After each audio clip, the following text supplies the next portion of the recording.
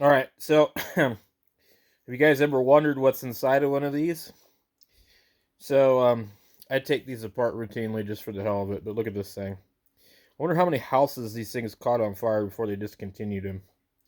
So this one here, um, we're gonna finish taking it apart. But the metal piece, the white wire went to the outside, and then the other wire went to the center.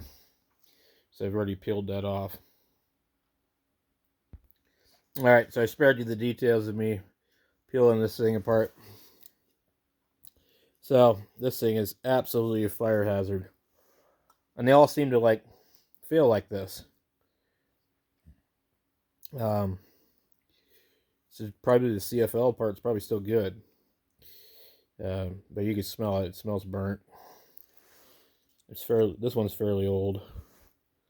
Um, so there's basically a transistor switching back and forth, and a very very small transformer. So this is a switch mode supply, I guess. I don't know, or it's acting like a ballast. So the LED ones have a lot less stuff in them than this. Um, I'll do a video of the LED ones, but this is just like wow.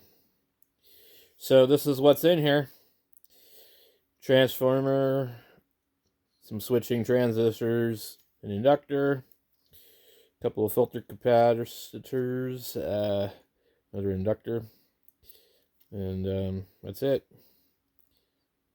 Yeah. They don't make these anymore, and you can see why.